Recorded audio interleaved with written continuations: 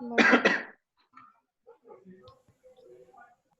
Es Verónica, Sheila,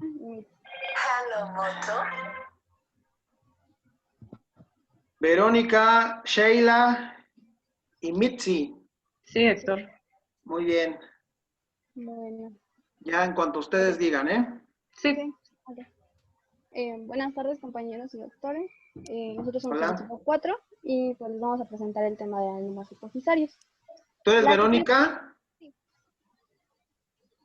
¿Vero? Sí, No seas malita. Habla un poquito más fuerte, por favor. sí, Listo. ahí está. La siguiente, por favor.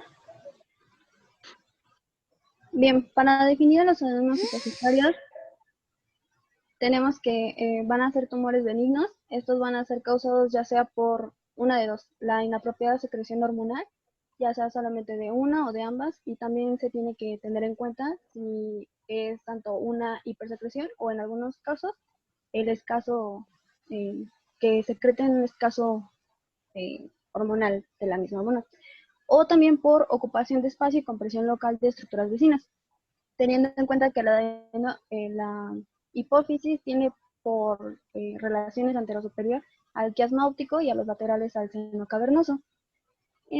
También se describe de ellos que tienen un crecimiento lento en general estos tumores y pues como ya se había mencionado, estos son benignos, por lo cual es muy raro encontrar que estos hagan metástasis o que tengan un comportamiento maligno, pero de que los hay, los hay.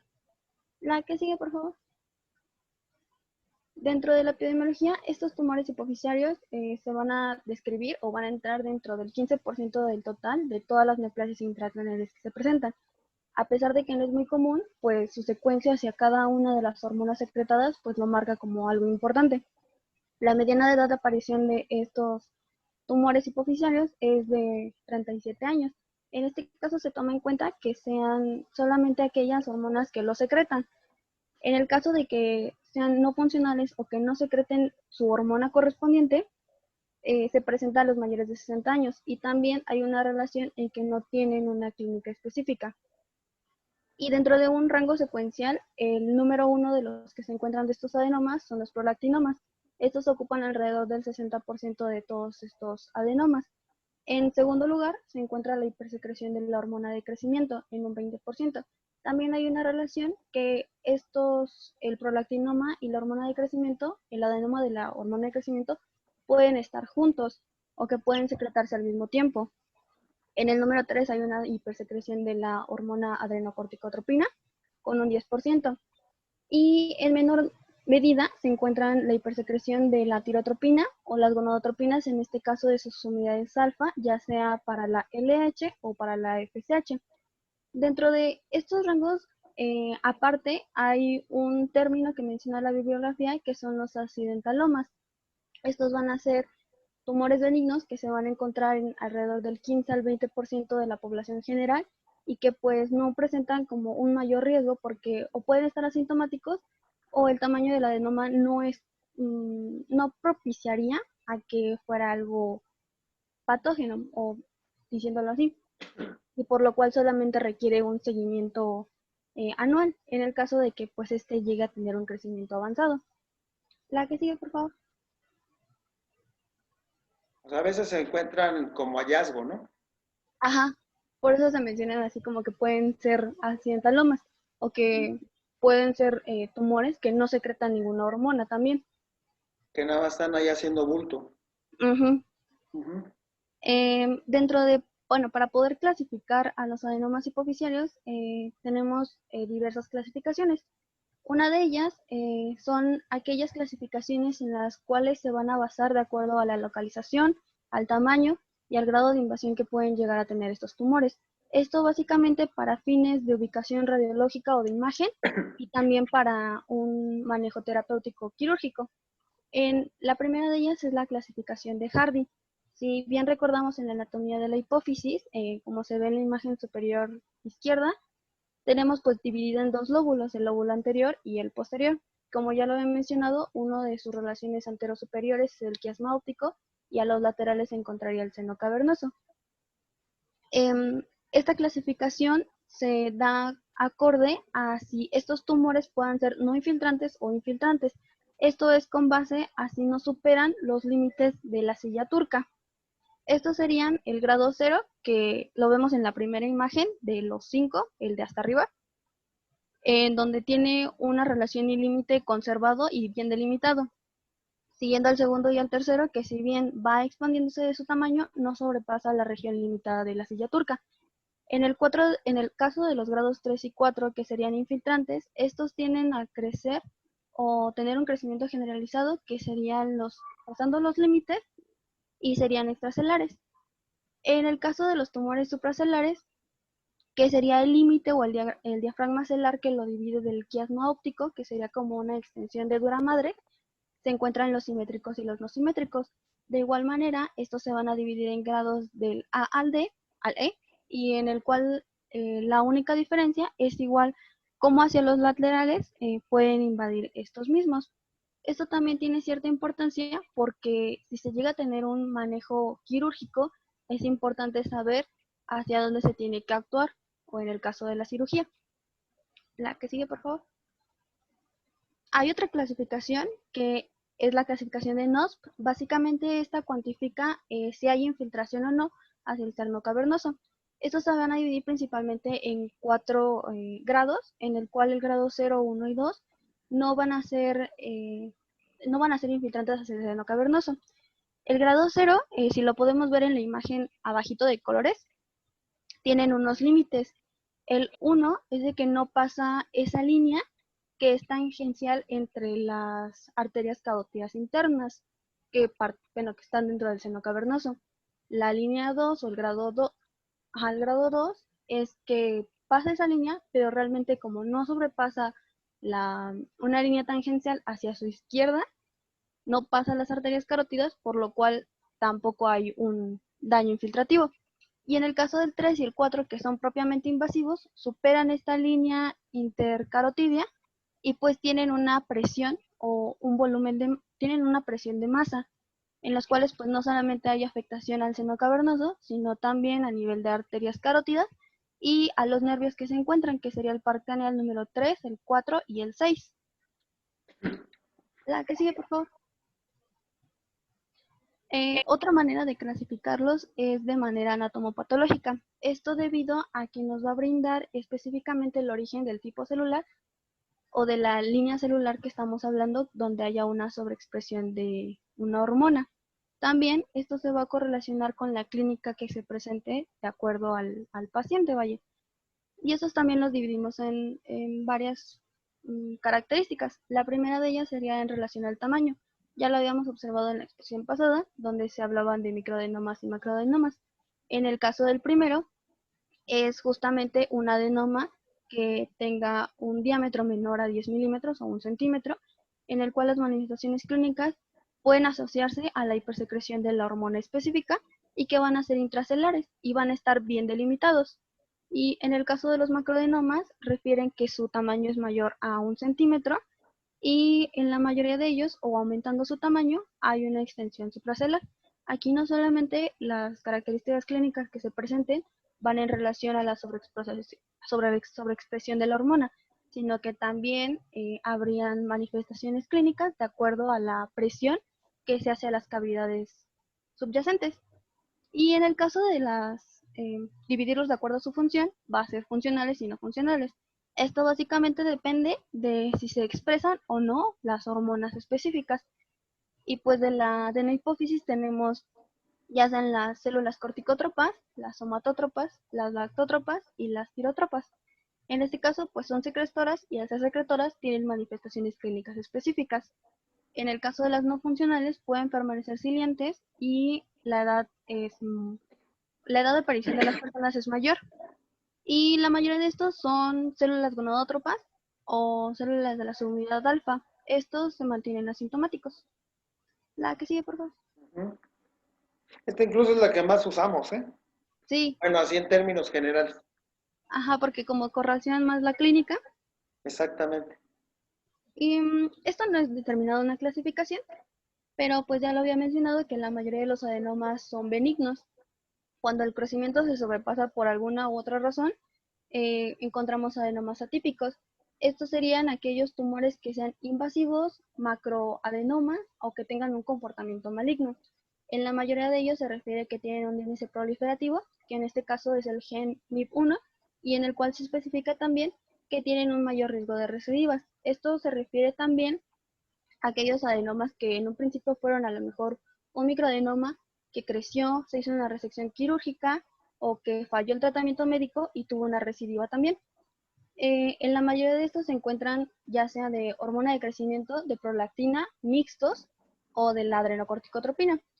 Como se encuentran más en la última que les mencioné, también la clínica es más agresiva.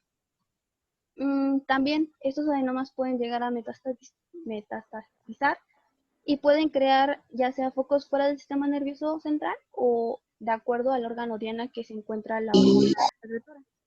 Y pues estos son principalmente en la adrenocorticotropina y en la prolactina. Cabe mencionar que este tipo de adenomas, ya sea macroadenomas o adenomas de comportamiento maligno, tienen más incidencia en los hombres y también la aparición de la clínica es mucho más tardía.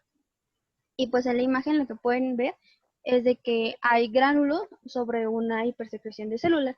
En este caso es de una hipersecreción de prolactina, pero esto se lo voy a mencionar en un momento. La que sigue, por favor. Para hablar acerca de la patogenia de los adenomas hipofisarios, debemos de entender que no solamente es una sola etiología lo que participa, sino que van a haber diversos mecanismos multifactoriales que van a favorecer al proceso de patogénesis y que también tengan mucho que ver en el crecimiento y el comportamiento que estos vayan a tener. En resumidas cuentas les puse estos 4 puntos, que son mutaciones específicas hacia las células madres e hipofisarias progenitoras. Cabe destacar que estas células pueden ser de esta progeria, por así decirlo, pues porque la hipófisis puede aumentar sus células o diferenciarse en momentos fisiológicos como el embarazo y la lactancia, en este caso hablando de prolactina. Otros serían de señales de explasión clonal, que de acuerdo a una mutación hay se identifica un solo como gen para que active su proliferación, activación y crecimiento del adenoma. Y pues otros factores que les voy a mencionar. La que sigue, por favor. El primero de ellos pues sería hablar acerca de una mutación. En la mayoría de los estudios que se han hecho para explicar el comportamiento de los adenomas, han determinado que la mayoría de las mutaciones son monoclonales y estos se encuentran en su mayoría en la subunidad alfa de la proteína de unión GTP. Esto es de una activación de la adenyl-ciclasa. Al momento de activar este proceso, hay una estimulación hacia el crecimiento y la función de células hipofisarias. Teniendo en cuenta que estas células deberían de ser diferenciadas, entonces tendría razón porque una sola mutación afectaría a una línea celular única o a todas las líneas celulares. Se reconocen 2 factores de transcripción. El primero es el PIT1. Este es un factor de transcripción que ayuda a la diferenciación de la hipófisis de acuerdo a cada línea celular específica hormonal. Y bueno, en el estudio, en la bibliografía, hay estudios que demuestran que una restricción de esta expresión mantiene en la prolactina, en la GH y en la TSH que se expandan y que tengan una proliferación de su misma hormona y que se hipersecreten de una manera plurihormonal, por así decirlo. En el otro caso, el otro gen que es ya me fue su nombre, pero es el PTTG, este igual sería un gen que al momento de que se active hay una sobreexpresión del mismo, por lo cuanto ayudaría a que se promueva la tumorogénesis y esto tendría repercusiones en nivel de ciclo celular, porque entonces se decaderían todos esos procesos en los cuales protectores del ciclo celular, ya sea P21, P15, P17 y P53, actuarían en contra del adenoma hipoficiario que se esté formando y a su vez tendrían estimulación de la secreción de factores de crecimiento de fibroblastos, en los cuales a su vez estimularían a cualquier línea celular. Todo ello conllevando una sobreexpresión de una una línea celular. La que sigue, por favor.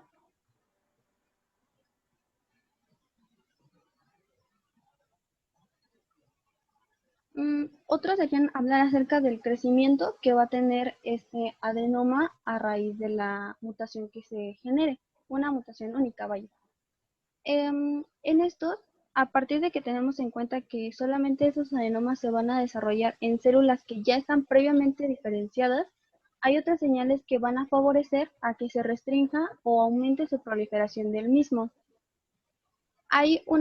No es una teoría, pero hay ciertos factores hormonales que indicarían que también tenga que ver la proliferación de la línea celular.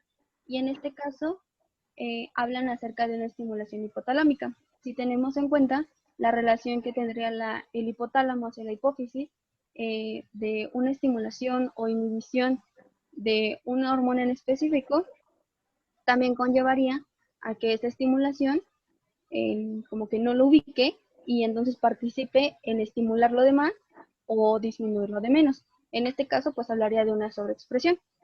En la tabla menciono, bueno, hay ciertos factores, por ejemplo, hipotalámicos, en el cuales hablan acerca de producciones excesivas de ciertas líneas celulares. Además de que en otros factores hipofisiarios hablan acerca de mutaciones específicas que conllevarían a la creación de ciertos oncogenes y estos oncogenes tendrían una disrupción a nivel del ciclo celular. La que sigue. Hay una asociación hacia factores genéticos. La principal de ellas, la principal mutación que se ha obtenido a partir de mutaciones genéticas es justamente hacia alteraciones somáticas. En este caso afectarían en más común a la hormona del crecimiento. Estas mutaciones hablan acerca de lo mismo, la proteína G estimulante en su porción alfa. Al estimular esto y al activarla, se crea el oncogen GSP. Este oncogen a su vez activaría no concentraciones, sino que activaría más la producción de AMP cíclico. Y esto, a raíz de una serie de fosforilaciones, crearía el CREP. Este CREP sería un oncogen o un factor de transcripción para oncogenes que conllevaría hipersecreción pues más hecha o más determinada, vaya. Y en la tabla hay algunos genes asociados a cada una línea celular y a un adenoma hipofisiario específico.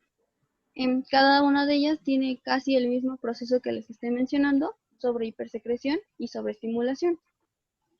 La que sigue. Y por último, este último factor determinaría cómo sería el comportamiento del adenoma, si fuera benigno o maligno.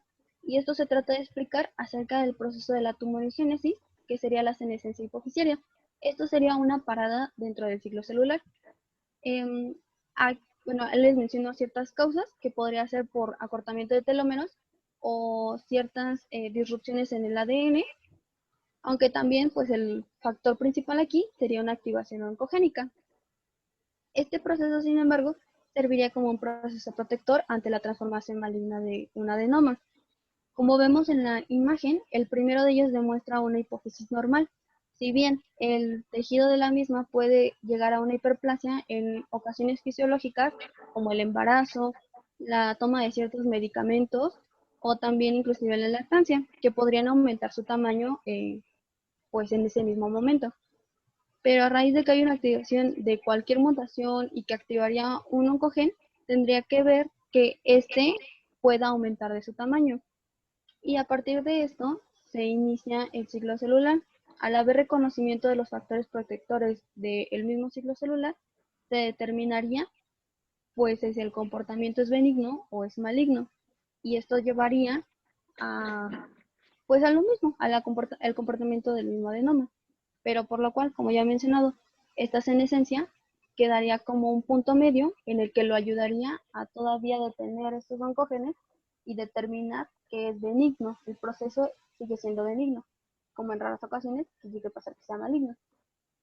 ¿Sí se entendió? Sí. ¿Sí? Bueno. Pues al final de todo esto, se resume en este esquemita que pusiste, ¿no? Una serie de factores, no sabemos si factores externos, la activación de oncogenes con una previa predisposición genética, o sea, algún tipo de mutación puntual, etcétera, te lleva a la activación de oncogenes, a la proliferación celular anormal, descontrolada, etcétera, y la afectación de un órgano específico, en este caso la hipófisis, que nos lleva a un crecimiento desordenado de las células, las cuales van a producir una cantidad anormal de sus productos, ¿no? De sus hormonas. Entonces, este cuadrito, pues prácticamente, efectivamente no sabemos bien, igual que en el cáncer, no sabemos por qué empieza, cómo empieza. Todo esto se ha investigado mucho y por eso se tiene tanta información, ¿no? Pero que digas, esta es la causa principal, pues no. Por eso, como bien dijiste al principio, es una causa, tiene una causa multifactorial, ¿no? Que todavía no sabemos bien en dónde está el relajo, pero los oncogenes tienen mucho que ver y las mutaciones tienen también mucho que ver en este relajo hormonal, ¿no? Así es. Muy bien, ¿qué más? La siguiente, por favor. Sí. Eh, mm, Finalmente, hay ciertos síndromes familiares, o la mayoría, algunos, el 20% aproximado de todos los síntomas tienen referencia a que haya un linaje familiar, por lo cual explicaría que estos estén asociados a síndromes familiares. Entre los que destacan son los MEN1 o todas las neoplasias endógenas múltiples de tipo 1, que englobarían dentro de otros a los adenomas hipofisarios. Y por eso, bueno, nada más es para mencionar, cualquiera uno de estos son procesos autosómicos dominantes encontrados en cualquier otra patología y que incluyen como parte o base a los adenomas hipofisarios. Y esto también tendría pues una causa genética. Entonces pues igual, la mayoría de estos adenomas no tiene una causa específica de la misma. La que sigue, por favor. Y pues para hablar acerca del diagnóstico o el tratamiento de los adenomas hipofisarios, pues debemos de tener en cuenta si hay una hipersecreción, una sobreexpresión de cualquier línea celular, por lo cual se van a explicar a continuación. El primero de ellos es el prolactinoma. Este es un adenoma secretor pues, de su hormona, la prolactina, y va a ser el tumor hipofisario más frecuente. Entonces, este va a ubicar el 60% de todos los adenomas. Y hay una relación de que por cada 30 personas, de 100.000, 30 personas tienen este tipo de adenoma hipoficiario específico. Y la relación de hombre-mujer es de 20-1. Se explica que hay una relación mayor en hombres porque hay un tardío diagnóstico en el caso de los hombres, o las manifestaciones que se presentan también son en macroadenomas, por lo cual pues es más importante el cuidado del hombre. Y pues bien, este prolactinoma se asocia más pues a la hipersecreción de su hormona, por lo cual concentraciones séricas deberían de ser una base diagnóstica importante para el prolactinoma.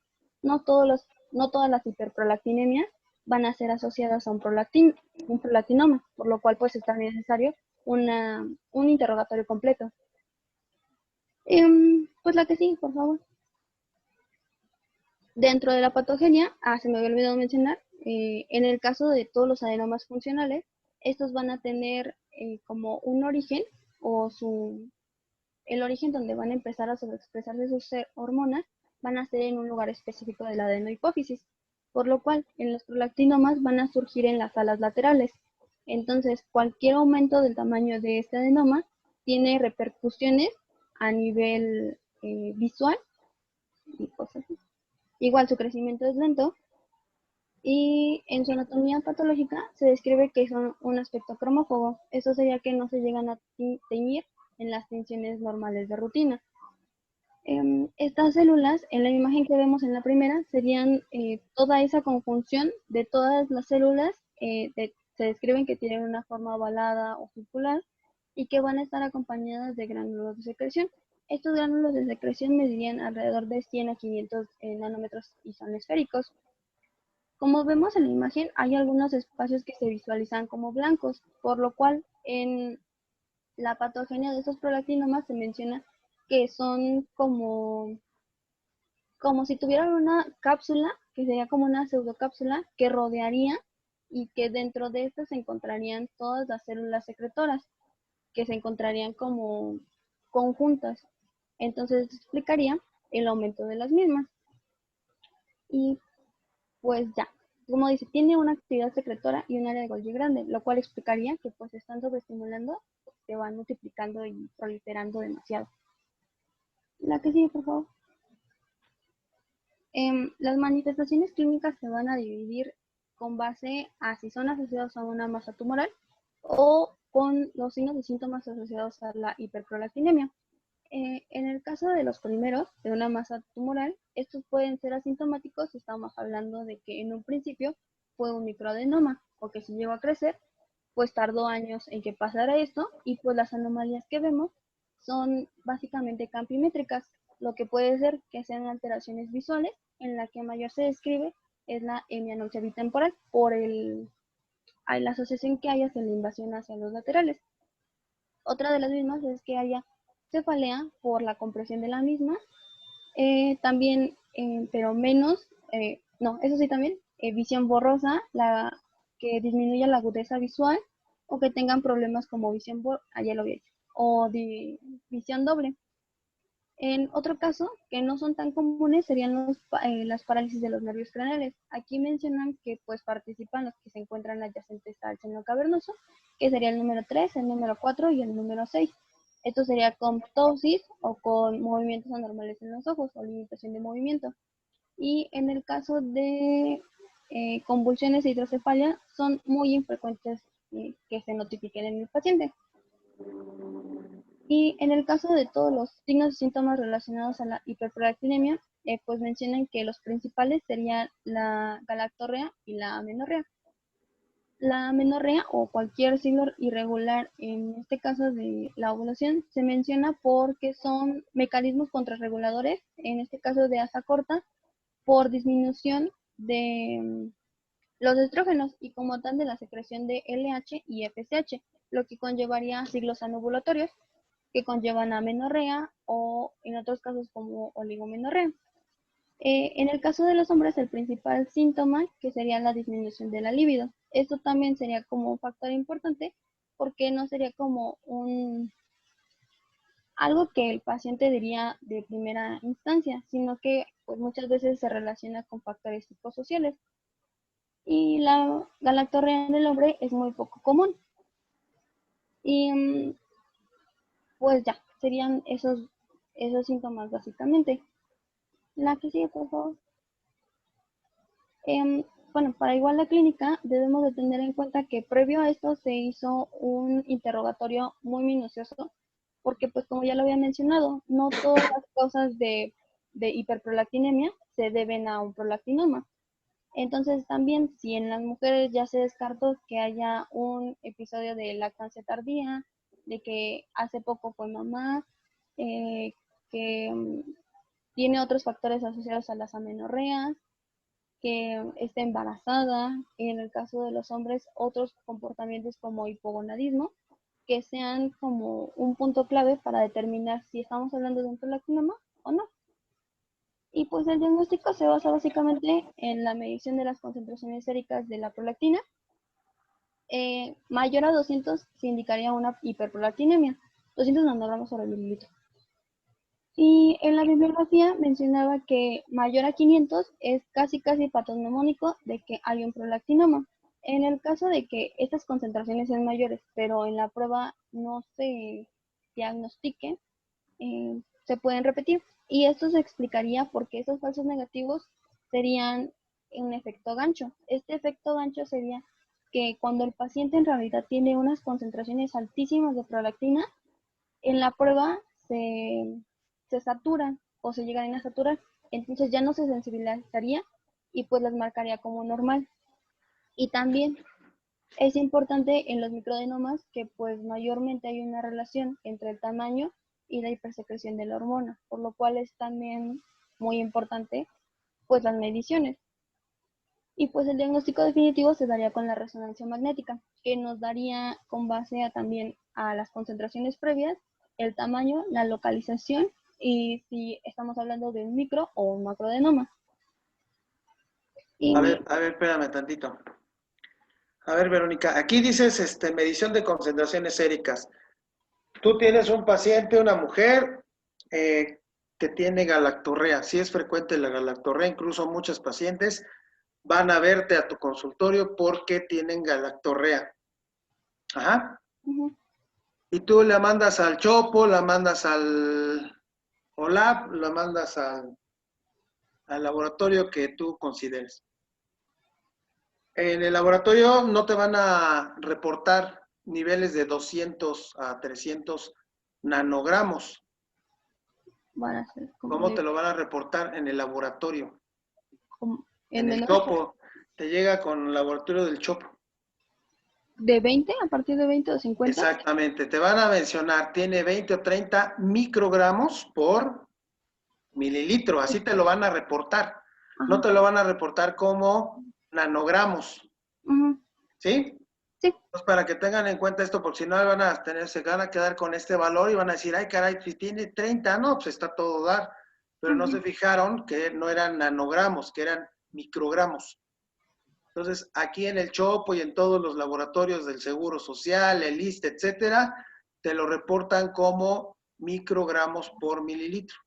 Entonces, lo normal, ¿sí? Lo vamos a considerar menos de 30 microgramos por mililitro, ¿sí? ¿Hasta ahí queda bien? Sí. Bueno. Entonces, imagínate que te llega un paciente con 45. 45 microgramos por mililitro. Con ese paciente, ¿qué le vas a decir? Pues que si tiene... ¿Usted tiene una prolactinoma? No, sería una hiperprolactinemia. Entonces ya tendría que basarme cuál es la causa de la hiperprolactinemia. Ajá, muy bien. Entonces no puedes decir con 45, aunque esté elevado, que tiene un prolactinoma, ¿verdad? Tiene hiperprolactinemia. ¿Y si tiene 80? Pues ya sería pues casi un prolactinoma. Casi. Pues sí sería patognomónica, porque a partir de mayor de 50 sí podría ser un prolactinoma. Mayor de 50. Tú aquí dices abajo, A ahí mayor ya, a 500. ya ves cómo tienen que poner atención en sus valores. Porque abajo me estás diciendo que más de 500 microgramos por litro, ¿ah?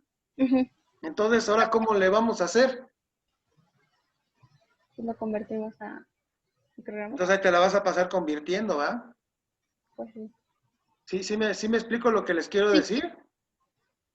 Sí, O sí, sea, acá abajo, tú arriba me pones un valor y unas unidades. Pero abajo en tu cuadrito me pones otras unidades. Entonces, ¿a cuál le voy a creer? ¿Le creo a los microgramos por mililitro o a los microgramos por litro? Por mililitro. A la primera. ¿Mandé? Pues a lo primero que puse. ¿A lo primero que pusiste? Pues sí. Entonces, ¿sí le entienden los demás o ya se quedan dormidos? No, sí, está bien. Sí, sí, doctor. Tiene sentido. A ver, ¿es microgramos por litro o microgramos por mililitro?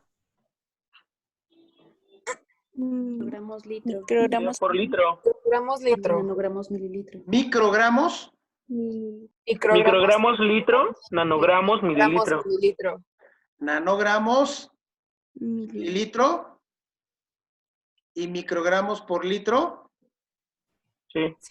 Sí. ¿Seguros? Sí. Simón. Es el revés. Sí. ¿Sí lo leyeron en los libros o no?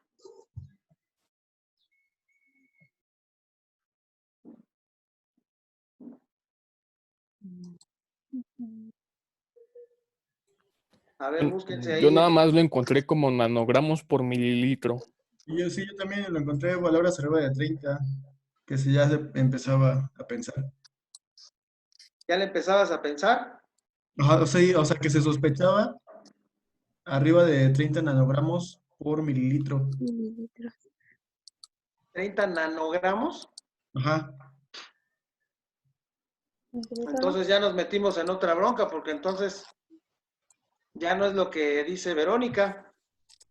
No, pero el dato que dio ya él requeriría ser en microgramos, porque Porque es un muy poco. microgramo Porque lo dijo en tiene 1000 nanogramos. nanogramos. Tendría que convertirlo a microgramos para poder... Sí, o sea, los Acorde. del 200 y 300 estamos claros, ¿no? Sí, Sí. Esos son nanogramos. sí, en Sí. mililitros. Y son 20 a 30 microgramos, ¿no? Sí. Sí. ¿Sí o no? Entonces tal vez ahí en lugar de ser 200 a 300 nanogramos sobre mililitro, era 200 a 300 microgramos sobre litro, ¿no? Microgramos sobre litro. Por eso la pregunta es, ¿cómo te lo van a reportar en el chopo? Un microgramo. Microgramo. Sobre el En el microgramo sobre chopo, en litro. el seguro social, se va a reportar como microgramos, niños. No se los van a reportar como nanogramos. ¿Sí? Se va a reportar como microgramos por litro. Sí. ¿Sí? ¿Me explico? Sí. Sí. ¿O no saben por qué estoy echando bronca? No, sí. ¿Sí? Sí. Tenemos que hacer Sí. conversión haciéndole caso a eso. O sea, el 200 a 300 nanogramos no se los van a reportar así. En ningún laboratorio. Se los van a reportar como 20, 30, 40, 50, 100, 120, 200 microgramos por litro. ¿Sí? Sí. Entonces, Ok. en términos generales, en la práctica, y como lo utilizan los endocrinólogos, un nivel menor a 50 microgramos por mililitro, por litro, de microgramos por litro, menor a 50, ese no es un dato patológico, eso lo pueden tener, sobre todo en algunas adolescentes. Ya ven que los adolescentes a veces les sube y les baja la prolactina. Entonces a esos pacientitos que es clásico entre los 12 a 18 años, pueden tener niveles un poquito elevados de prolactina. Pero si ustedes tienen un nivel entre 50 y 100 microgramos, entonces sí empiezan a sospechar, es un nivel sospechoso para pensar en un prolactinoma. Y niveles arriba de 100 microgramos, casi pueden por niveles de hormona, decir que tiene ese paciente un prolactinoma. ¿Sí me expliqué?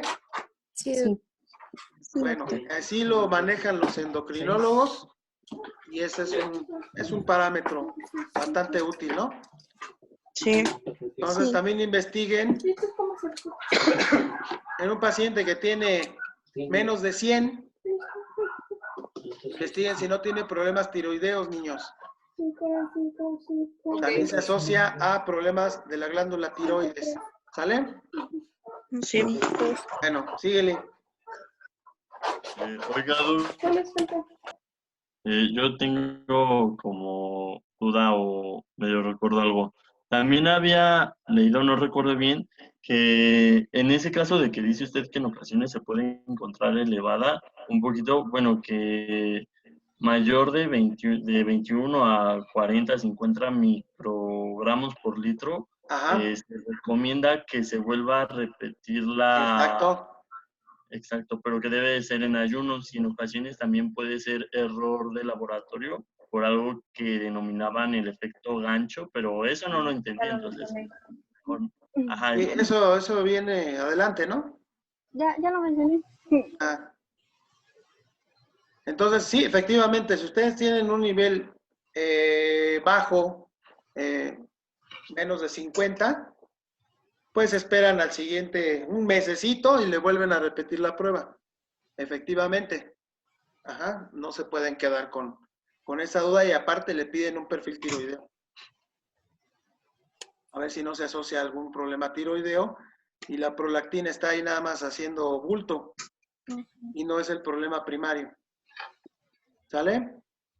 Sí. Bueno, ¿qué más? Y bien, para el tratamiento de los prolactinomas, básicamente este va dirigido a la normalización de las concentraciones de prolactina y que haya una reducción de los signos y los síntomas. Y también si hay una eliminación basta con un tratamiento médico o quirúrgico, pues también la disminución del tamaño del adenoma. El primero de ellos es actuar con tratamiento médico y este básicamente se trata con fármacos agonistas de dopamina, porque la dopamina o sería uno de los inhibidores para reducir las concentraciones de prolactina. Se reconocen dos, que sería la bromocriptina y la cabergolina. El primero de ellos, o que se utilizaba antes, o fue el primero descubierto, fue la bromocriptina. Este era un alcaloide del cortisol y este básicamente estimulaba los receptores de dopamina y tenía efectos tanto que reducía el tamaño del adenoma o podía mencionar como reducir su tamaño y también reducir el número de los gránulos secretores de prolactina. Si bien sus dosis diarias eran casi diarias, de 2.5 a 5 miligramos la dosis, o empezaba con una dosis de 1.25. Estos eran básicamente en la noche, ya que los pulsos de prolactina aumentaban en la noche y disminuían en el día o al inicio del día.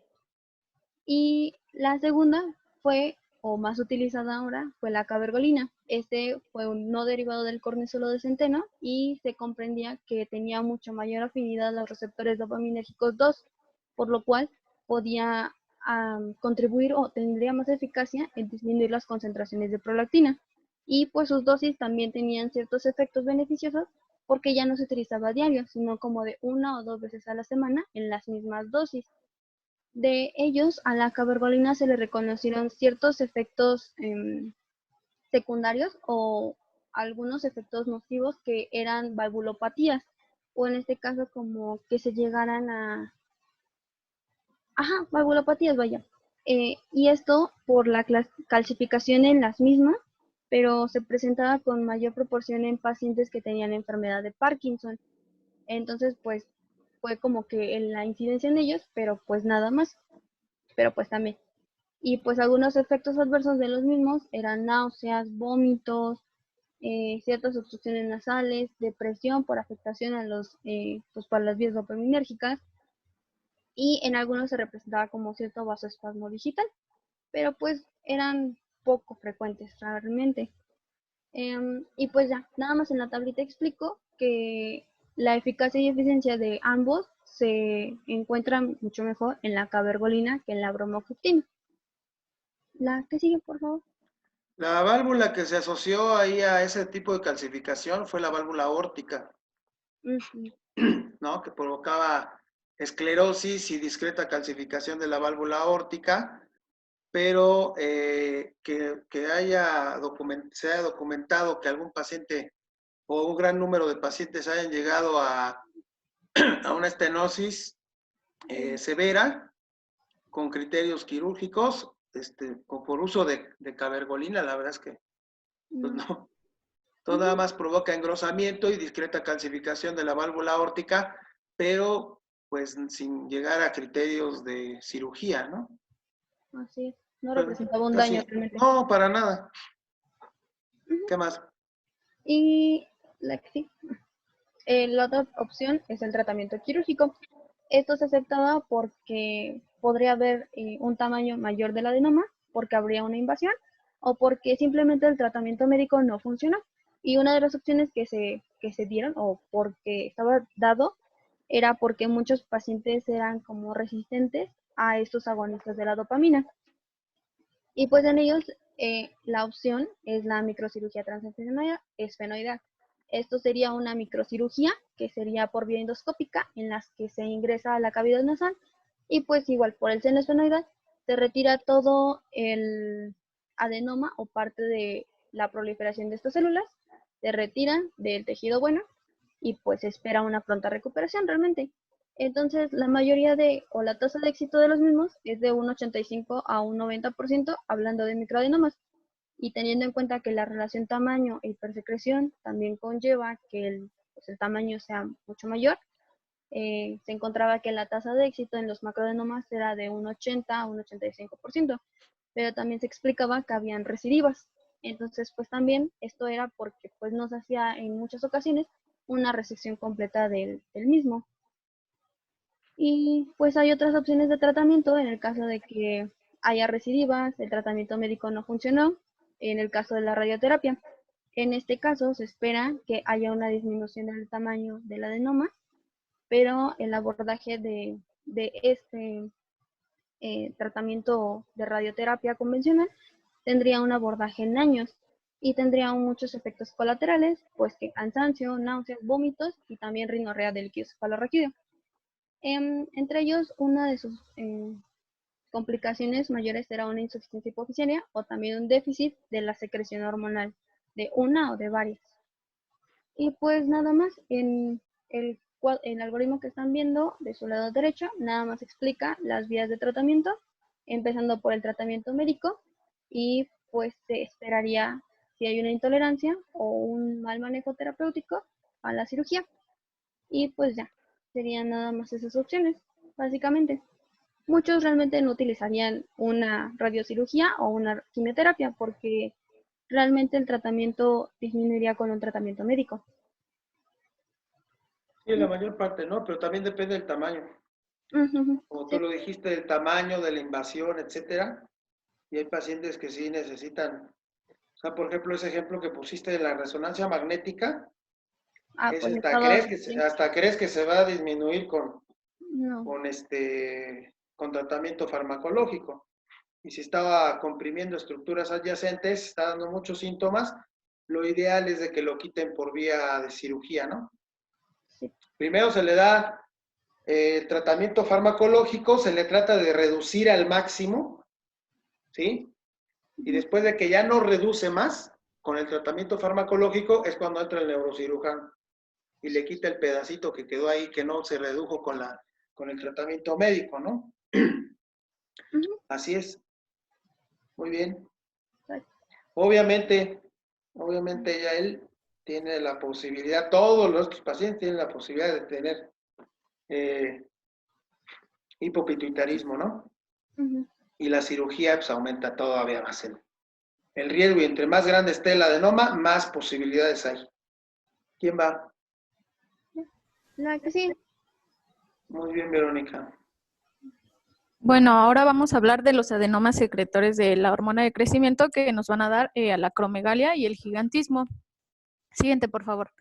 En primer lugar, pues vamos a definir la acromegalia, que va a ser una enfermedad crónica multisistémica de prevalencia relativamente baja, ya que se va a dar aproximadamente entre 40 y 60 casos por cada millón de habitantes.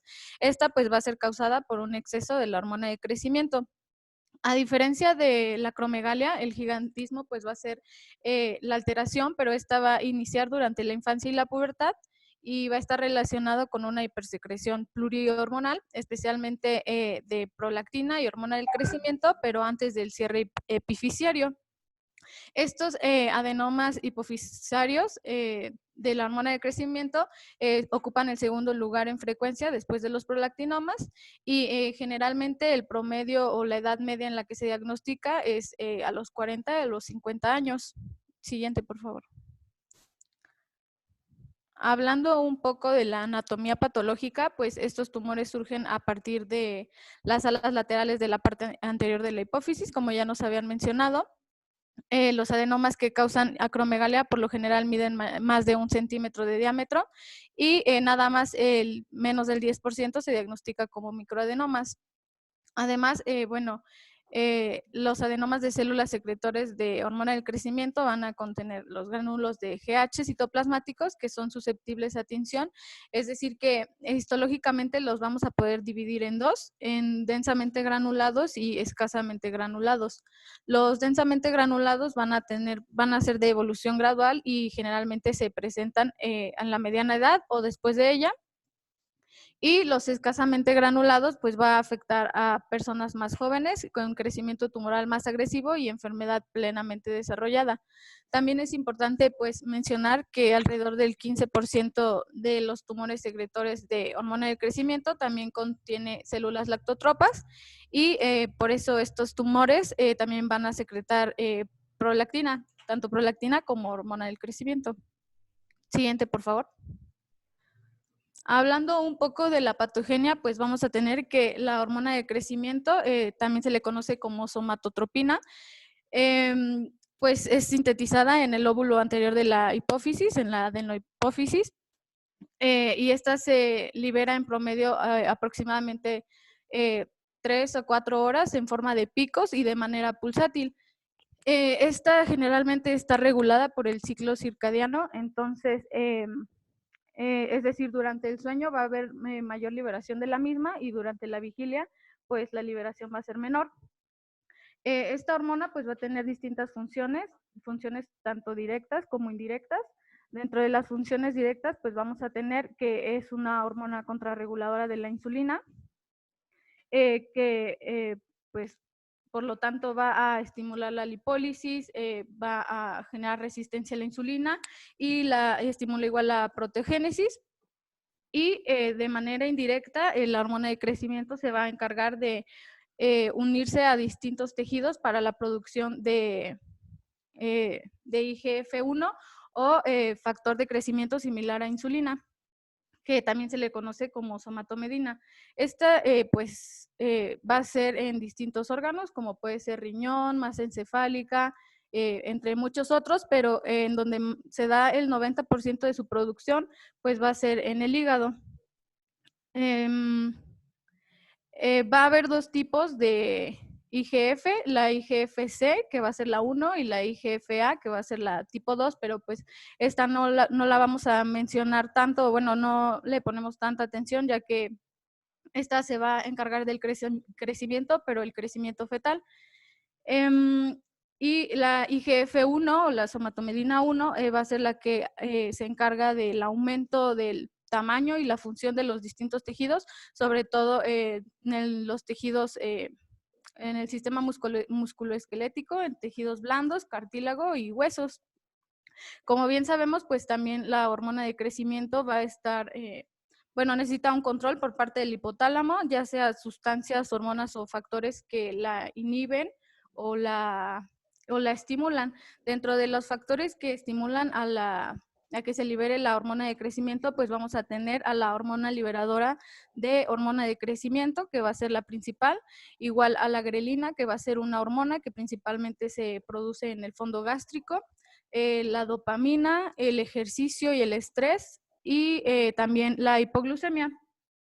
Y dentro de los factores que la inhiben, pues tenemos a la somatostatina, o también conocida como hormona inhibidora de la hormona de crecimiento, la hiperglucemia y la misma IGF, mediante una retroalimentación negativa, se va a encargar de inhibir la secreción de hormona de crecimiento. Esto es como lo que ocurre normalmente, o sea, en una persona que no tiene la enfermedad. Lo que va a ocurrir en una persona que pues tiene acromegalia es que va a haber una respuesta normal tanto de la secreción como de la inhibición. Y si recuerdan que les mencioné que va a estar, pues su liberación va a ser mayormente durante la noche en estos pacientes, generalmente pues a lo largo de las 24 horas del día, aleatoriamente se van a empezar a producir estas secreciones, que van a ser pues muchas más, van a ser en mayor número, en mayor duración y en mayor amplitud, lo que pues va a generar que haya un exceso de hormona de crecimiento y a su vez pues también mayor pues producción de IGF-1 y lo que va a ocasionar pues precisamente la proliferación o el crecimiento de los tejidos, que es lo que nos va a dar las manifestaciones clínicas típicas de la acromegalia y el gigantismo. Siguiente, por favor. Dentro de las manifestaciones clínicas, bueno, primero es importante mencionar que esta no tiene ninguna se da casi igual en ambos sexos. La edad en la que se suele diagnosticar la acromegalia, porque la acromegalia es de 40 a 50 años y la duración de los síntomas generalmente se presenta de 5 a 10 años antes de que se pueda establecer como tal un diagnóstico. Dentro de los efectos tumorales, ¿perdón? No, nada. Bueno, dentro de los efectos tumorales locales vamos a tener una hipertrofia hipofisiaria, defectos del campo visual, el parálisis de los pares craneales y la cefalea. La característica típica pues va a ser el aumento del tamaño de las extremidades, engrosamiento de los tejidos blandos de manos y pies, sudoración excesiva, el engrosamiento de la piel. Bueno, ahorita de esas se las menciono, pero en cuanto a los musculoesqueléticos vamos a tener pues el gigantismo, el prognatismo, por lo mismo de que les van a crecer los huesos de la mandíbula. Generalmente estos pacientes van a tener separados los dientes. También va a haber maloclusión maxilar, artralgias y artritis, síndrome de túnel carpiano, acroparestesia, miopatía proximal e hipertrofia de huesos frontales. Siguiente. También vamos a tener alteraciones a nivel de la piel, como lo es la hiperhidrosis, y por lo mismo ellos van a tener la piel muy grasosa. También acrocordones, que van a ser como tumores benignos de la piel que se suelen localizar en donde hay pliegues. También acantosis nígricas en axilas y cuello. La organomegalia, es decir, el aumento de tamaño en lengua, tiroides, glándulas salivales, hígado, vaso, riñón, próstata. A nivel de colon, estos pacientes generalmente presentan pólipos y a nivel cardiovascular pueden presentar una hipertrofia ventricular izquierda, una hipertrofia septal asimétrica, miocardiopatía, hipertensión o insuficiencia cardíaca congestiva.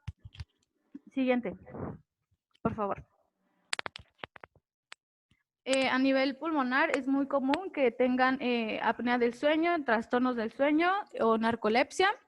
En la reproducción, anomalías menstruales o galactorrea, el líbido reducido y globulina fijadora de hormonas sexuales bajas. Y a nivel endocrino, pues tolerancia a la glucosa alterada, resistencia a la insulina y diabetes mellitus. Siguiente. También, bueno, vamos a tener que para ayudarnos al diagnóstico por pruebas de laboratorio, lo que se va a encontrar en estos pacientes es que van a tener aumentos de la IGF y de la hormona de crecimiento. Ahorita se los voy a mencionar más a detalle. Aumento de la glucosa plasmática postprandial, aumento de la insulina sérica.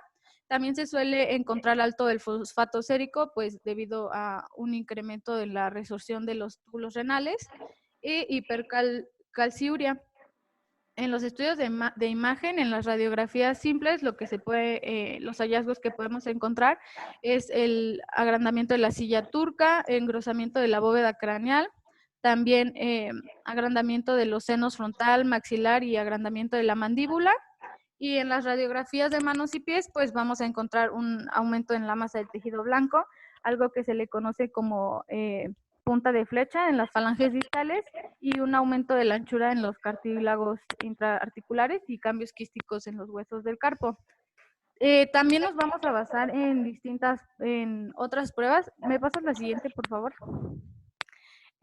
Como la valoración de la secreción de la hormona de crecimiento, en la que generalmente, bueno, la concentración normal en una persona normal, el valor va a ir de 1 a 5 nanogramos sobre mililitro, y en los pacientes que tienen acromegalia generalmente el valor es mayor de 10 nanogramos sobre mililitro.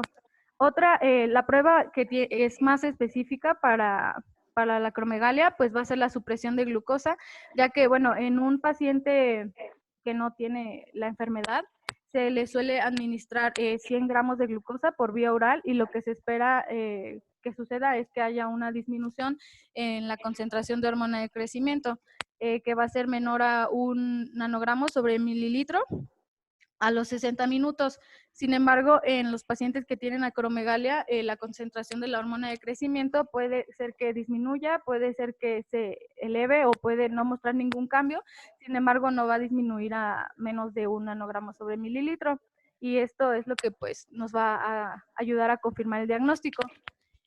También podemos hacer la medición del factor de crecimiento similar a insulina, que pues, como les mencioné en la patogenia, va a reflejar de manera directa la actividad de la hormona de crecimiento y estos resultados deben de interpretarse de acuerdo también a la edad y al sexo de cada paciente.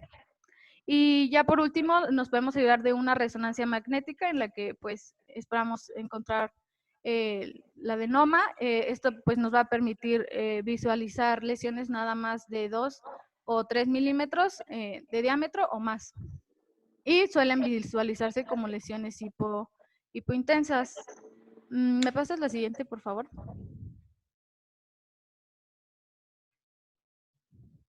En cuanto al tratamiento, pues todos los pacientes que tengan acromegalia pues deben de recibirlo, ya que es necesario suspender la progresión del trastorno para prevenir complicaciones y pues también la muerte.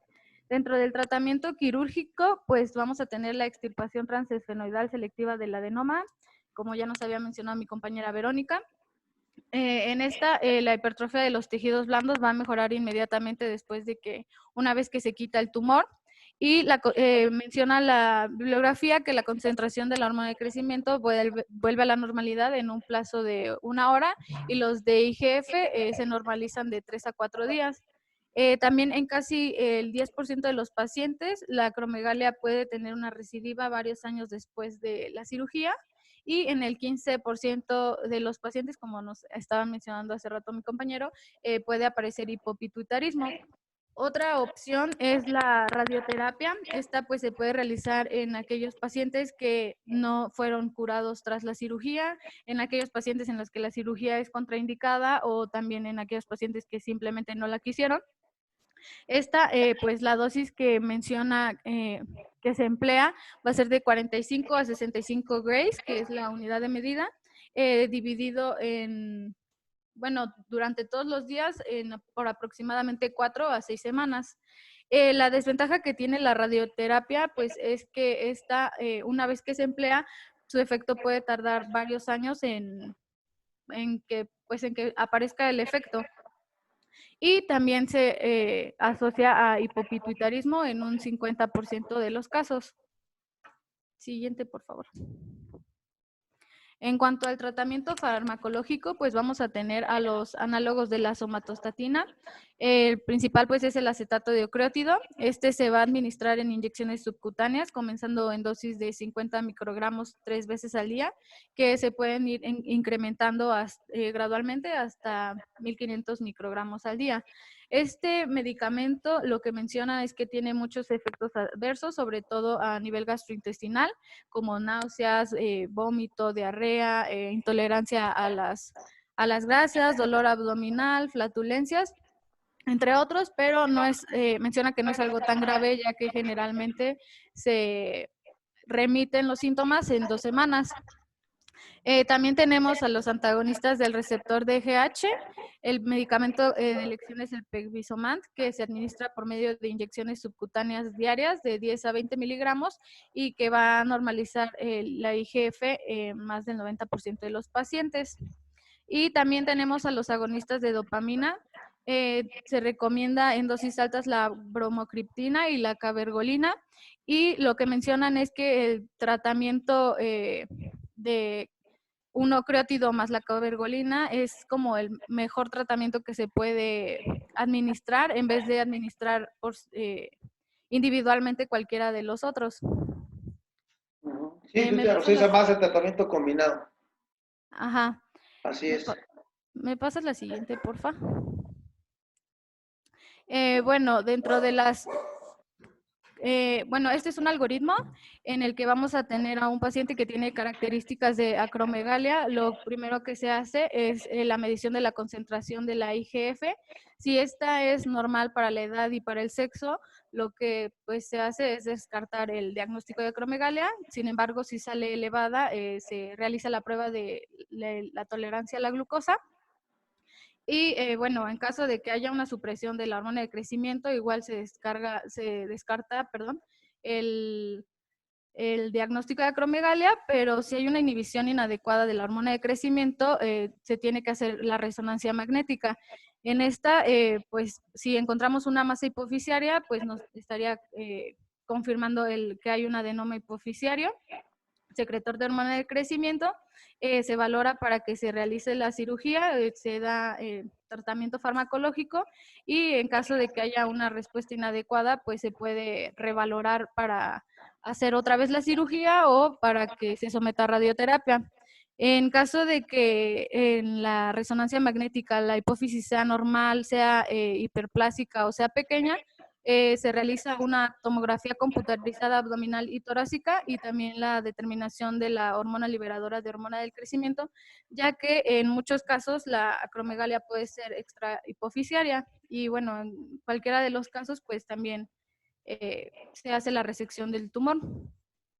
Siguiente, por favor. Oye, pero ahí sería arriba donde dice prueba de tolerancia a la glucosa o prueba de supresión.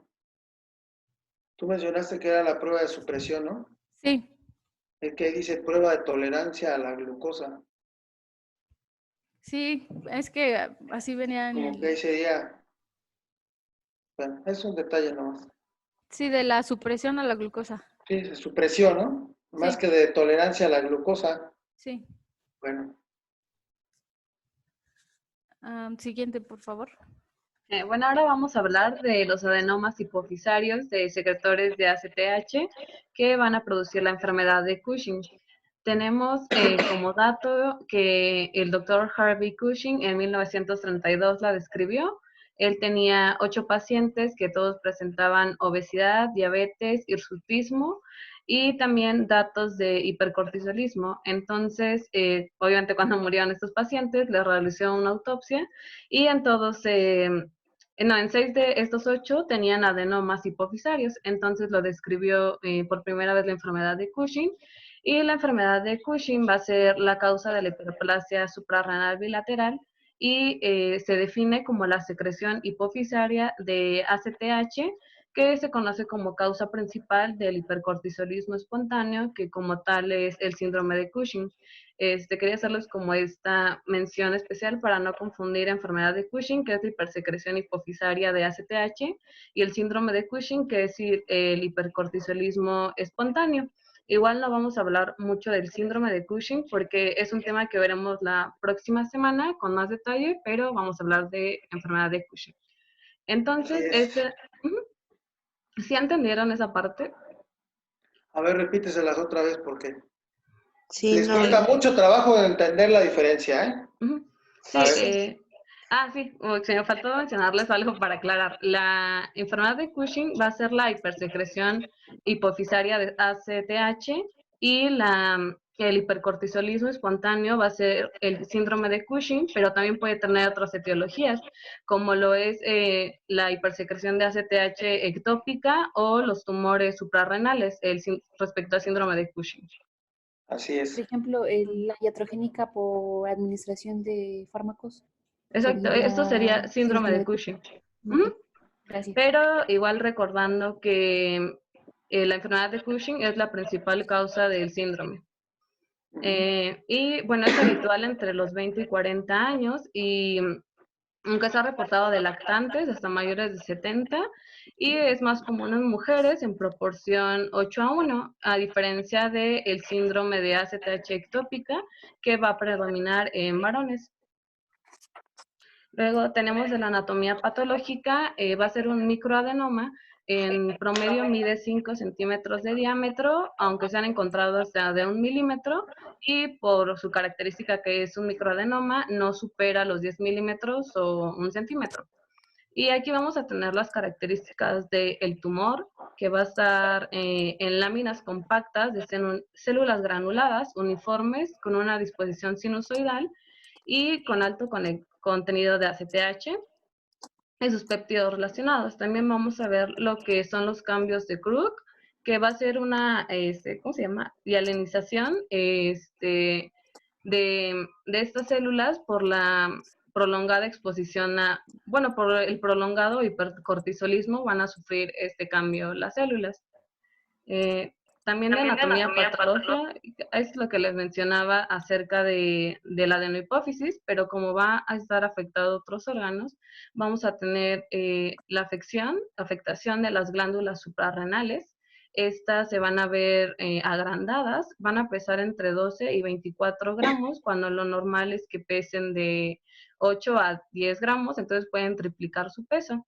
También vamos a ver que la corteza va a haber una hiperplasia de la corteza, por lo mismo que como va a haber una secreción excesiva de ACTH, la corteza tiene que idear un mecanismo para poder suplir o poder producir todo el cortisol por la señal que le llega de la hormona corticotropina, y esta va a llegar a los receptores MCR2 para producir corticoides, y aquí vemos que es la hiperplasia suprarrenal y va a haber una proliferación, nodular o difusa en la corteza suprarrenal, y también van a aparecer células claras en la capa fascicular y en las células eosinófilas de la capa reticular.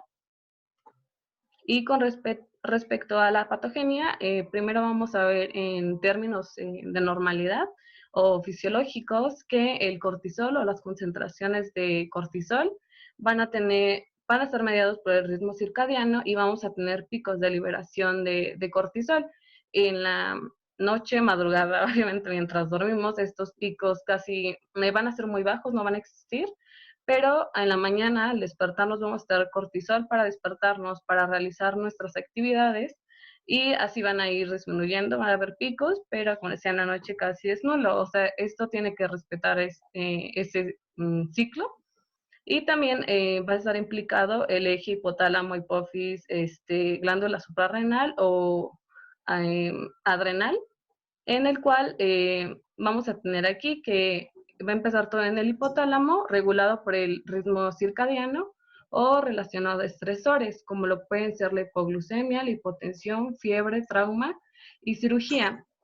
Entonces, vamos a tener el hipotálamo ante estos estímulos, va a liberar CRH o hormona liberadora de adenocorticotropina, o también se puede llamar liberina, y va a estimular a la adenohipófisis, y también puede ser estimulado por otros ocitocinas o por ADH, y aquí se va a liberar la ACTH, que es la adrenocorticotropina o corticotropina, que va a llegar a las glándulas suprarrenales, se va a ir al receptor y va a haber liberación, formación de corticoides, el más importante es el cortisol.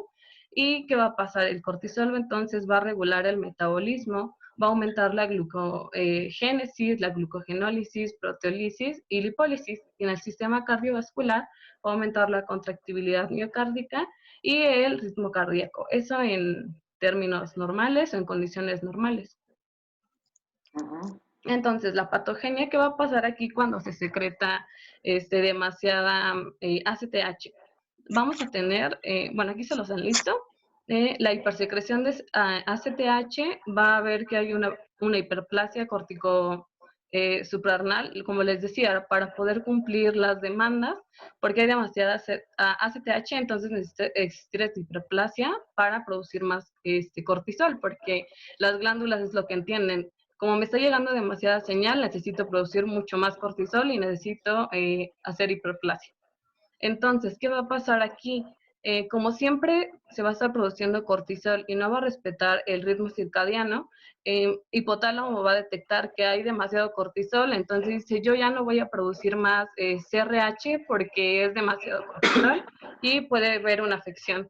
Pero pues esa es inhibe la retroalimentación negativa de asa larga, pero la de asa corta no se puede inhibir porque pues aquí es donde se está produciendo, o donde está el adenoma que produce ACTH.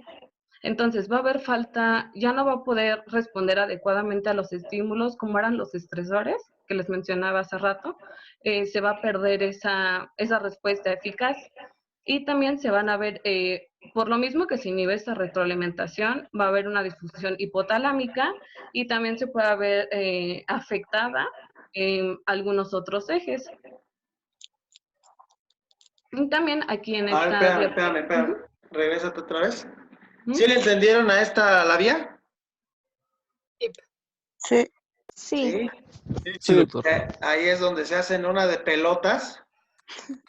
Si ustedes tienen una afectación hipoficiaria, tienen un tumor hipoficiario que produce ACTH y niveles altos de cortisol, entonces tienen que tener un nivel de hormona reguladora de la liberación de ACTH que viene del hipotálamo casi nula, ¿sí o no? Sí. ¿Sí? Entonces, una hormona liberadora o reguladora de la liberación de ACTH casi nula, con una ACTH alta y cortisol alto, pues el problema está en la hipófisis, ¿no? Sí.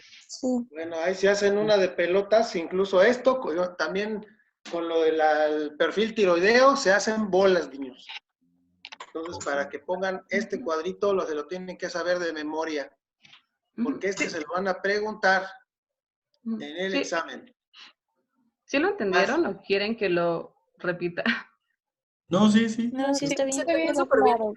Ah, ok. ¿Seguro?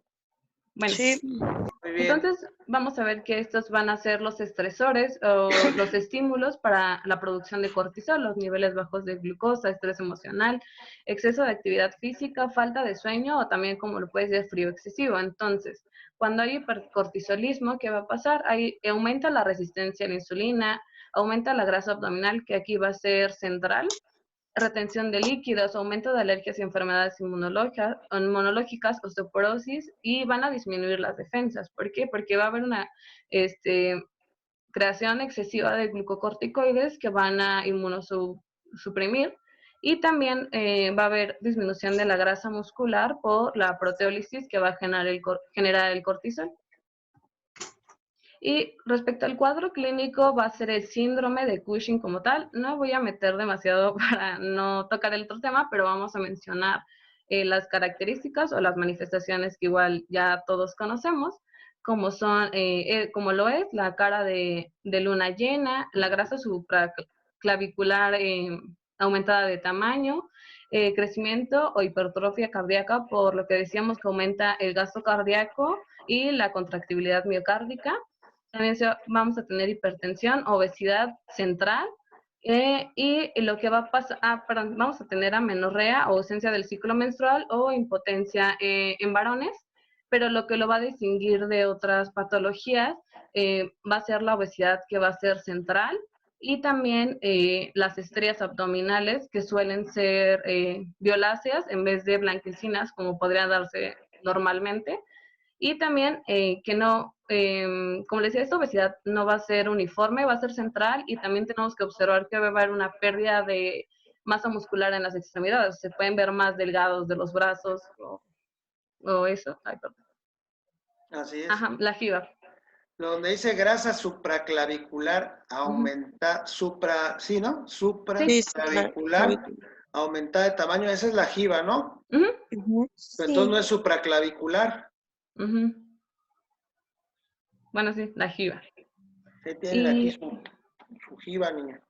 Y también hacer importante el diagnóstico diferencial, porque podríamos confundirlo con algunas otras patologías. No sé, podría llegar a lo mejor que tú veas una paciente gordita con hirsutismo, creo que no se los mencioné, y que te diga que tiene amenorrea. A lo mejor ahorita que estamos viendo el tema, tú podrás decir, no sé, tiene síndrome de Cushing, pero podría ser alguna otra patología que no sea el mismo cuadro, como sería síndrome de ovario poliquístico, o se podría parecer.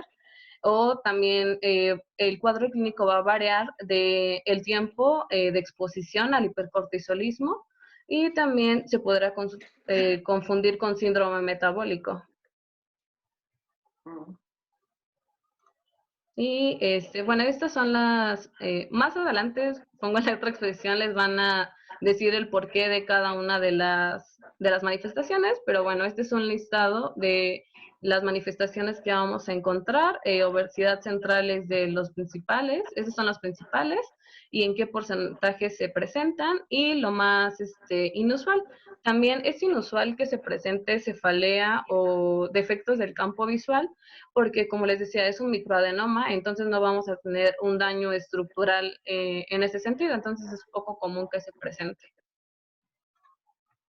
Y respecto al diagnóstico, se los quise explicar con este algoritmo y se va a dividir en dos fases, que son las pruebas de escrutinio y las pruebas de localización. Como les decía, el síndrome eso es para diagnosticar lo primero, síndrome de Cushing, y lo demás va a ser para ver si es enfermedad de Cushing. Entonces, vamos a tener datos de hipercortisolismo, y la primera prueba que se va a realizar es cortisol en orina de 24 horas, y la segunda es la prueba de supresión a dosis bajas de dexametasona. Se va a administrar un microgramo de dexametasona por la noche, y la prueba se va a realizar por la mañana. Entonces, vamos a tener que en el primer caso es el cortisol en orinas, se va a reportar normal, y la prueba de supresión va a reportar 1.8 microgramos por decilitro. Si esto es menor, vamos a descartar síndrome de Cushing. Acá, si el cortisol en orina es alto y la prueba de supresión reporta 1.8 microgramos por decilitro, esto ya va a ser síndrome de Cushing. Y podemos tener algunas otras variaciones donde el cortisol esté alto, pero no cumpla con la prueba de supresión, o alguna de estas dos variaciones. Cuando se va a realizar cortisol sérico, y suele referirse que se debe hacer, pues no sé, decía que puede salir afectada la prueba en hospitales, porque es normal que el paciente esté estresado o cosas así por la realización de la prueba y toda la sospecha diagnóstica, pero igual se tiene que realizar. Entonces, si es menor a 1.8, se descarta. Si es mayor a 7.5, es síndrome de Cushing, y si queda entre 1.8 y 7.5, es pseudo Cushing. Se tendría que buscar la causa verdadera de todas las manifestaciones. Entonces, después de aquí entran las pruebas de localización.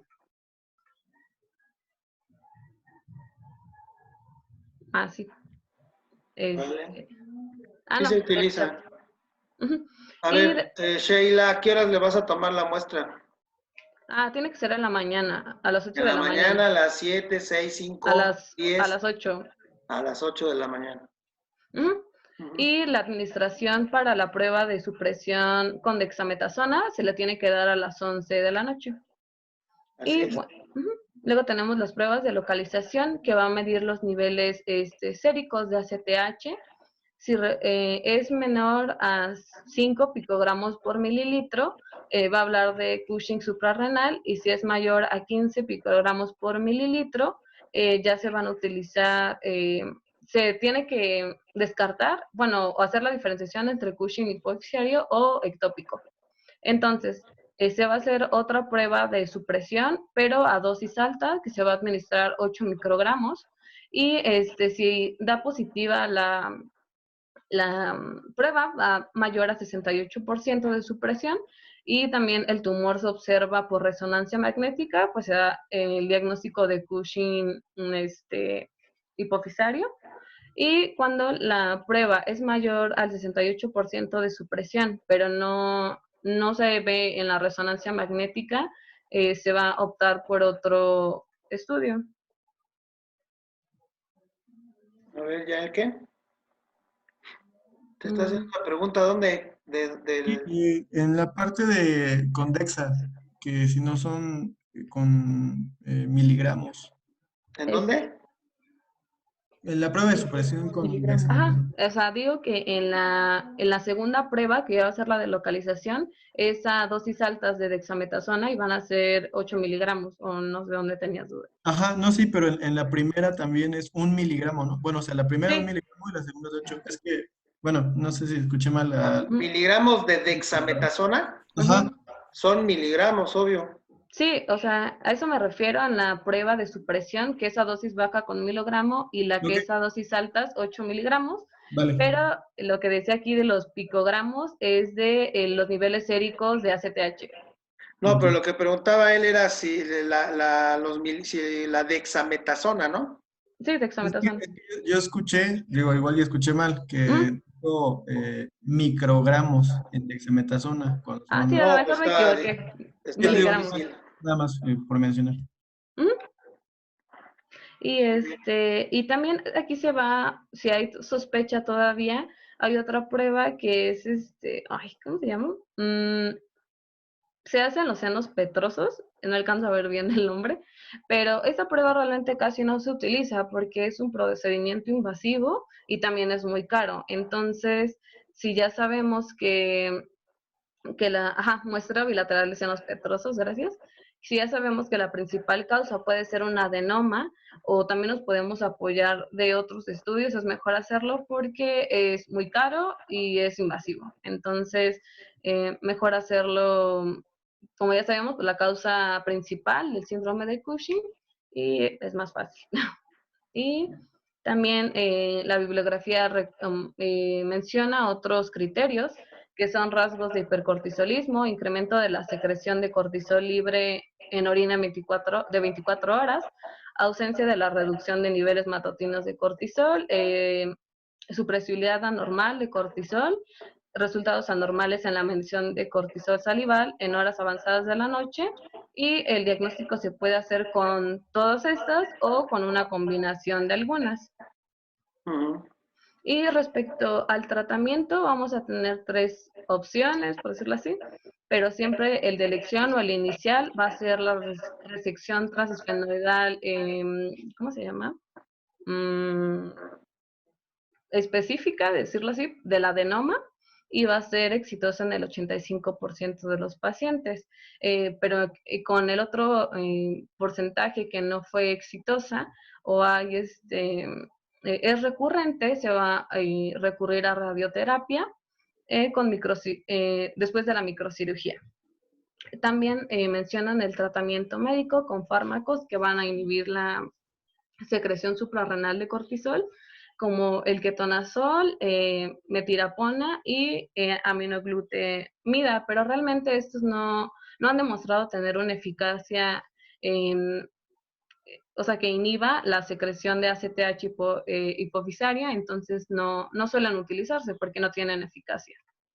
Y bueno, en este cuadrito nos menciona las opciones de tratamiento, el tiempo de reacción y la tasa de éxito, y de igual forma las complicaciones o los efectos adversos que nos habían mencionado anteriormente. Bueno, son las que les mencioné, y antes un tratamiento de elección era la suprarrenalectomía, en el cual se extirpaban las glándulas suprarrenales. Esto ya casi está en desuso, pero el problema con esto es que se puede generar síndrome de Nelson, que lo vamos a ver a continuación. Pero bueno, antes de pasar, ¿alguna duda hasta aquí acerca de este adenoma? Ninguna, gracias. No, gracias. No, ninguna, gracias. Todo bien. Ok, entonces vamos a ver síndrome de Nelson, igual son temas cortitos, y va a ser la aparición clínica de un adenoma hipofisario secretor de ACTH después de la adrenalectomía bilateral como terapia para síndrome de Cushing. La incidencia va a variar entre 10 a 78, actualmente es mucho menor porque ya no se opta por este tratamiento. Y que vamos a tener aquí como la fisiopatología. Entonces vamos a tener aquí la diapo anterior o la imagen anterior, que era el síndrome de Cushing, pero aquí ¿qué va a pasar? No va a haber las glándulas suprarrenales, entonces ya no vamos a tener esa retroalimentación con cortisol, y por lo mismo el hipotálamo va a decir, ¿qué pasa, no? Porque no hay cortisol en la circulación, entonces necesito liberar mucha CRH para que se produzca. Entonces llega la señal a la adenohipófisis, y recordando, ahí está el adenoma presente, y con esta sobreestimulación el adenoma va a crecer, se va a tratar ya de un macroadenoma, y también macroadenoma, como lo veíamos o nos explicaba antes Vero, estos sí se pueden malignizar y hacer metástasis. Entonces va a haber un aumento igual de ACTH, pero pues no va a tener a dónde llegar porque ya no están las glándulas y es cuando se van a presentar las manifestaciones clínicas, como es la hiperpigmentación, la lesión de la masa intracelular, como les decía, esto ya va a ser un macroadenoma, y también cefalea por la expansión o ya, ya compromete la anatomía, invasión del seno cavernoso, parálisis de los músculos extraoculares y como les decía, esto ya puede ocasionar metástasis local o a distancia. Y con respecto al cuadro clínico de este síndrome, vamos a tener una triada que va a ser una triada clínica, las alteraciones de la piel y mucosas, comprensión o invasión del tumor y disminución de las hormonas hipofisarias. Entonces, vamos a tener en la alteraciones de la piel, hiperpigmentación va a ser lo más característico, en cicatrices, líneas alba, encías, paladar, escroto y areolas, melanoniquia en manos y pies, y también vamos a tener, les decía, como ya es va a tener compromiso anatómico, cefalea, pérdida de la visión, alteraciones de la campimetría y alteración de los pares craneales. También vamos a tener disminución de las hormonas hipofisarias, de lo que nos puede ocasionar hipotiroidismo, detención del crecimiento y desarrollo en adolescentes, hiperprolactinemia, diabetes y amenorrea. Esta es la hiperpigmentación que se da. Como pueden ver, no es que la paciente sea muy morena o algo, porque aquí se puede distinguir cómo esta zona conserva su color natural, por decirlo así, y todo esto es la hiperpigmentación, igual en el dorso de las manos, y la melanoniquia en manos y pies. Y también aquí en encías y en paladar, cómo se ve esa hiperpigmentación. Respecto al diagnóstico, va a ser sencillo, va a ser mediante la concentración plasmática de ACTH y que por lo general va a ser arriba de 1000 picogramos por mililitro. Y también el antecedente, obviamente, de que este síndrome se desarrollaba como a partir del tratamiento para enfermedad de Cushing. Esto no es parte del diagnóstico, pero aquí podemos ver que en la resonancia magnética ya hay asimetría del piso celular. Y respecto al tratamiento, va a ser igualmente que en la enfermedad de Cushing se va a optar por la resección quirúrgica por acceso transesfenoidal, y cuando no hay remisión, pues se va a tratar con radioterapia. ¿Alguna duda de síndrome de Nelson? No, ninguna.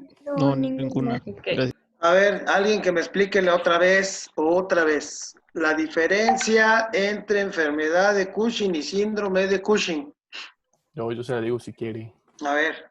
Que la enfermedad de Cushing es a nivel central, o sea, hipotalámico, y el síndrome de Cushing puede ser endógeno o exógeno. Exógeno sería por causas iatrogénicas y endógeno sería por tumores a nivel de las glándulas suprarrenal. Ajá. Y el Cushing es a nivel hipotalámico o hipofisiario, ¿no? Así es, a nivel central. Sí. Exactamente. Bueno. Bueno, entonces vamos a continuar con los adenomas hipofisarios secretores de tirotropina. Estos pues van a ser tumores muy raros, van a representar menos del 1% de todos los adenomas hipofisarios y se van a manifestar como hipertiroidismo convóseo en presencia de TSH alta. En el estudio histológico pues van a ser tumores cromófobos y a menudo son grandes y causan deterioro visual, parálisis de los pares craneales o cefalea. En pues son comunes los signos y síntomas de hipertiroidismo, como lo son las palpitaciones, las arritmias, pérdida de peso, temblor, nerviosismo o bocio. No vamos a entrar como mucho en detalle porque pues eso igual es para otra exposición de hipertiroidismo e hipotiroidismo, pero ¿me pasas la siguiente, por favor? En los pacientes que tienen estos tumores, generalmente no van a presentar manifestaciones sistémicas extratiroideas de enfermedad de Graves, como la oftalmopatía o la dermopatía. Generalmente el diagnóstico lo vamos a hacer porque nos vamos a basar en que haya datos de hipertiroidismo, ya sea T4 o T3 alta, también TSH y subunidad alfa sérica alta, y en los estudios neuroradiológicos vamos a encontrar el tumor hipoficiario. En cuanto al tratamiento, pues igual debe dirigirse inicialmente a la cirugía transesfenoidal, y también menciona que se puede dar los análogos de somatostatina en dosis similares a las que se usan en el tratamiento para la acromegalia. Y generalmente el 70% de los pacientes logran normalizar las cifras de TSH y de T4. También, ¿me pasas la siguiente, por favor? Esta señora, la de la foto, sigue saliendo, yo creo que ya tiene como 40 años esta señora, y todo el mundo la sigue sacando, ¿no? Es un claro ejemplo de exoftalmo, ¿no? Sí. Adelante. Bueno, también vamos a tener adenomas hipoficiarios secretores de gonadotropina. En estos, pues casi todos los tumores van a producir FSH y subunidad alfa, pero también se han descrito algunos que secretan tanto como FSH y LH, o tumor que solo secreta LH. Estos igualmente van, al igual que los de la tirotropina, van a ser adenomas cromófobos grandes y que pues principalmente van a ocasionar deterioro visual. También clínicamente se va a caracterizar por hipogonadismo, panhipopituitarismo. La FSH alta va a estar la FSH alta en algunos pacientes y va a estar acompañada de valores de LH normales, las cifras basales de subunidad alfa elevadas, y la presencia de aumento tanto de FSH como de LH debe sugerir un hipogonadismo primario.